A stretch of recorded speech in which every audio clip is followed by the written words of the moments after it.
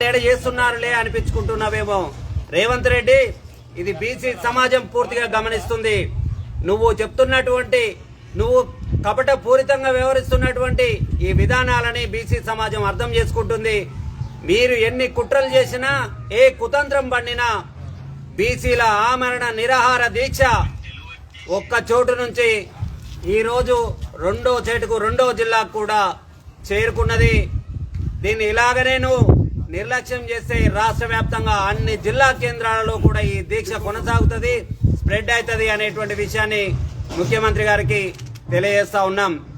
బీసీల ఆమరణ నిరాహార దీక్ష నీకు రాజకీయ పార్టీ నాయకులు వెనకాలండి నడిపిస్తున్నట్టు కనిపిస్తుందా?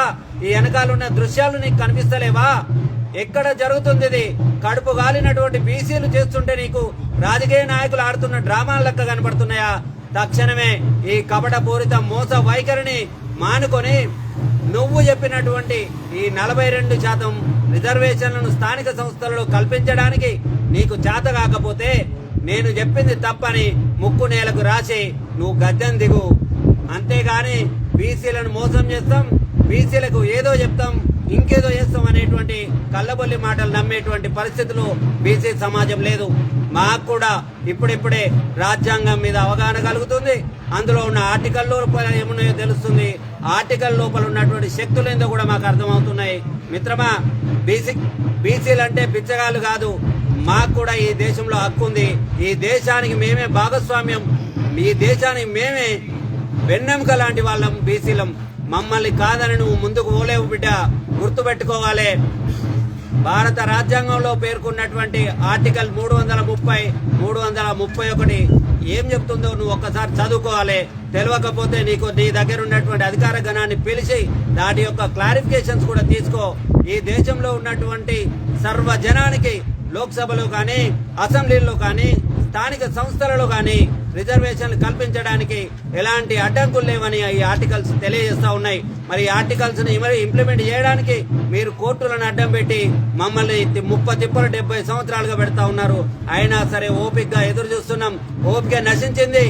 ఇప్పుడు పోరాటానికి సిద్ధమైనాం. మేం పోరాటం చేస్తుంది మాకిది కావాలనే డిమాండ్తో కాదు బిడ్డ. మీ అధికారం కోసం, మీరు రాజ్యాధిక పరిపాలన సాగించడం కోసం మీరు చెప్పినటువంటి హామీని మాత్రమే అమలు చేయమంటున్నాం. ఈ హామీని కూడా అమలు చేయకుండా మోసపూరితంగా, కుట్రపూరితంగా వ్యవహరిస్తూ ఇంకెన్నో చెప్తాం మేము. వీళ్ళు ఏం చేయగలుగుతారు? బీసీలంటే గోళీల మూటనో, ఉసిరికాయల మూటనో మీరు చెప్పినటువంటి చింతకాయ ముచ్చట్ల నిన్నాం. ఇప్పుడు అదే గోళీలన్నీ ఒక్క దగ్గరకు వచ్చి కట్టగట్టినాం, తిరగబడుతున్నాం బిడ్డ.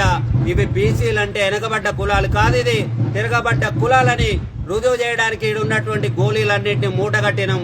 నీ రాజ్యం మీద దాడి చేయడానికి సిద్ధంగా ఉన్నాం. ఎట్టి పరిస్థితిలో కూడా నీ యొక్క కుట్రలు, కుతంత్రాలు ఇక సాగవని సవినయంగా మీకు హెచ్చరిక చేస్తా ఉన్నాం. మీరిచ్చిన మాట నిలబెట్టుకోండి, మోసపూరిత వైఖరిని మానుకోండి.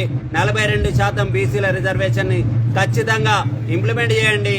బడ్జెట్ కూడా రివైజ్ చేసి సంవత్సరానికి 20,000 కోట్లు ఏదైతే కేటాయిస్తానన్నారో దాన్ని కూడా తక్షణమే రివైజ్ చేసి 20,000 కోట్లకు పెంచాలి.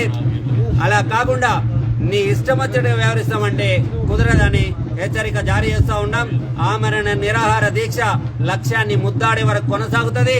దీన్ని ఎవరు ఆపలేరు, ఏ శక్తులు అడ్డుకోలేవని ఈ సందర్భంగా రేవంత్ రెడ్డి గారికి స్పష్టంగా తెలియజేస్తా ఉన్నాం.